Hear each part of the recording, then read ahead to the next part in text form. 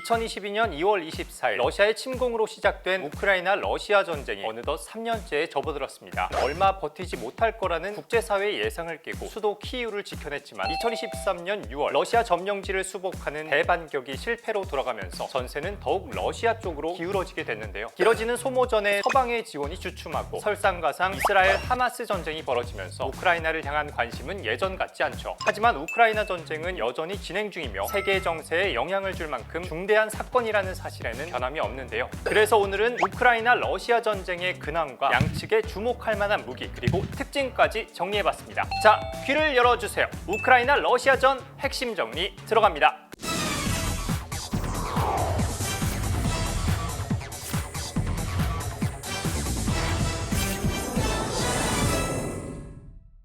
지난 2년 우크라이나 러시아 전쟁이 치열하게 전개되는 동안 정말 많은 피해가 발생했는데요. 2023년 말 미국 중앙정보국 CIA가 미국 의회에 제출한 비공개 보고서에 따르면 러시아가 전장에 투입한 지상군 병력의 약 87%를 잃었으며 전차 2200대, 보병 전투차 및 병력 수송 장갑차 4400대를 손실한 것으로 추정하고 있습니다. 우크라이나의 병력 손실도 막대한데요. 전쟁에 따른 국방력 손실은 국가 비밀로 취급하기 때문에 정확한 수치를 발표하지 않고 있지만 지난해 8월 뉴욕타임스는 전사한 우크라이나 군인이 7만 명에 육박한 것으로 추정된다고 보도한 바 있죠. 전쟁으로 인한 피해는 지금도 누적되고 있지만 공전 혹은 정전에 대한 희망을 품기에는 아직 이른데요. 그런 와중에 최근 토니 블링컨 미국 국무장관이 중대 발표를 했습니다. 바이든 대통령은 우크라이나가 러시아 본토 공격에 미국 지원 무기를 사용할 수 있도록 허가했다는 것인데요. 이는 국경 바로 너머에서 사용할 무기를 제공하는 것에 대해 말한 것일 뿐 모스크바나 크렘린궁 등 러시아 200마일 내 지역까지 타격하는 것은 허용하지 않았다고 밝히기도 했죠. 아마도 확전을 방지하기 위함이 아니었나 싶은데요. 하지만 미국이 무기 사용을 처음 허가한 날 러시아는 보란듯이 우크라이나 전략적 요충지인 하르키우에 미사일 공습을 실시했고 우크라이나 역시 곧장 반격에 나섰습니다.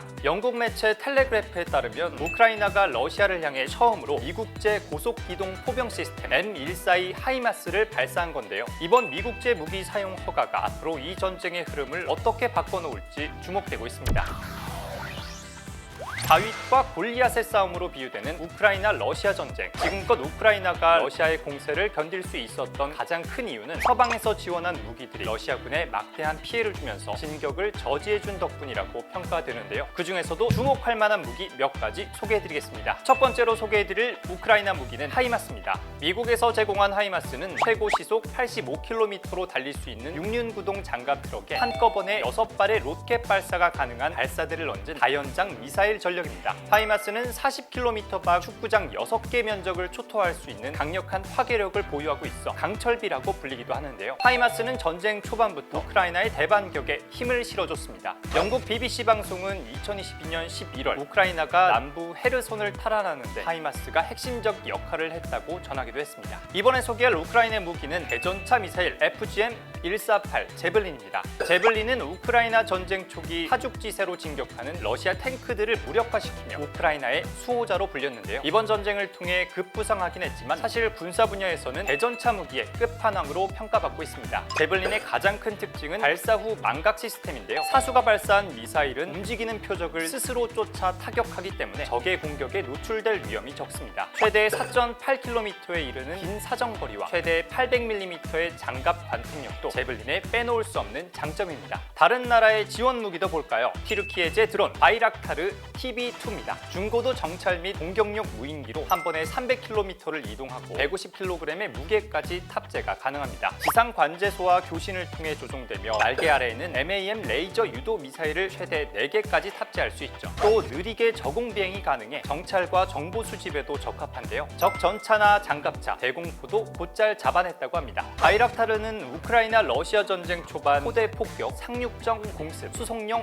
Mi-8 헬기 격추 등 러시아의 진격을 늦추는데 맹활약했답니다. 최근 미 의회의 130조 원 규모의 안보 패키지 예산안 통과에 이어 벨기에, 스페인, 스웨덴 등 서방 국가들은 무기 지원을 통해 우크라이나에 힘을 실어주고 있는데요. 여기에 맞서는 러시아의 전력도 만만치 않습니다. 먼저 러시아가 개발한 이스칸데르 미사일입니다. 최대 사거리 500km의 전술 탄도 미사일로 정밀 유도가 가능하고 재래식 탄두와 핵탄두를 모두 실을 수 있습니다. 또 이스칸데르는 GPS와 관성 항법 시스템을 통해 매우 높은 정확 정확도로 목표물을 타격할 수 있어 러시아가 우크라이나를 공격할 때 자주 써온 미사일이기도 하죠. 러시아 육군의 주력 전차 T-90도 주목할 만한데요. 미국의 M1 에이브럼스, 독일의 레오파드2 등 서방의 3.5세대 전차에 비견되는 전차로 125mm 활강포와 열화상 조준 장비, 자동 장전 장치, 자체 방어 시스템 등 최첨단 기술로 무장했다고 알려져 있습니다. 마지막으로 소개할 러시아 무기 S-400 트라이엄프 방공 시스템입니다. 러시아의 차세대 장거리 방공 시스템인 S-400은 최대 탐지거리 600km, 최대 요격거리 400km, 최대 요격고도 30km로 높은 성능을 가졌는데요. 다양한 유형의 요격 미사일을 사용한 다층 방어가 가능하고 동시에 여러 표적을 추적 요격할 수도 있습니다. 러시아는 이 같은 무기들을 사용해 우크라이나와의 전투에서 여전히 강력한 화력을 과시하고 있는데요. 전쟁 후의 재건 또한 중대한 과제로 남아있죠. 이에 대해 우리나라도 우크라이나의 재건을 위한 계획들을 준비 중인데요. 지난해 9월 윤석열 대통령은 G20 뉴델리 정상회의 세 번째 세션 하나의 미래에 참석해 우크라이나 지원 패키지를 발표했습니다. 우크라이나의 재건을 위해 20억 달러, 우리 돈으로 약 2조 6,700억 원 이상의 지원 패키지를 마련하겠다는 내용인데요. 윤 대통령은 앞서 7월 키이우에서 한국의 안보 지원, 인도 지원, 재건 지원을 포괄하는 우크라이나 평화연대 이니셔티브를 발표하기도 했었죠. 우크라이나 러시아 전쟁은 과거 전쟁들과는 다른 특징을 두드러지게 보이고 있는데요. 먼저 짚어볼 특징 하나는 온라인에서 또 다른 전쟁인 여론전이 동시에 벌어지고 있다는 점입니다. 기술의 발전으로 실제 전장의 판도가 변한 것처럼 이제 여론전의 중요한 축이 소셜미디어로 이동한 건데요. 러시아와 우크라이나는 인터넷과 소셜미디어를 통해 전 세계의 선전전을 벌이며 상대국의 사기 저하와 국제 여론 형성을 끊임없이 시도해왔습니다. 이를 통해 두 국가는 지금 이 전쟁의 당위성을 확보하고 전장의 우위를 차지하기 위해 치열한 전쟁을 치르고 있죠. 우크라이나 러시아 전쟁에서 또 하나 짚어봐야 할 점은 드론과 인공위성, 사이버 능력 등을 최대로 활용하는 정보전의 특징을 띈다는 점입니다. 특히 그중 드론은 이번 전쟁의 주역이라고 해도 과언이 아닐 텐데요. 전장에 수십 종의 상업용 및 군사용 드론이 등장해 정보 정찰 감시 그리고 타격 기능까지 수행했습니다. 또 디지털 전술도 물리적 전투만큼 중요한 요소로 떠올랐는데요. 개전 초 우크라이나 인터넷 인프라를 파괴해 우크라이나를 외부와 고립시키려고 했던 러시아의 계획은 미국 기업가 일론 머스크의 스타링크가 우크라이나에 위성 인터넷 서비스를 제공하면서 수포로 돌아갔던 일이 있었는데요. 현대전에서의 정보 통제와 사이버 방어가 얼마나 중요한지를 여실히 보여주는 사례라고 할 수 있습니다. 여기서 월밀대 TMI.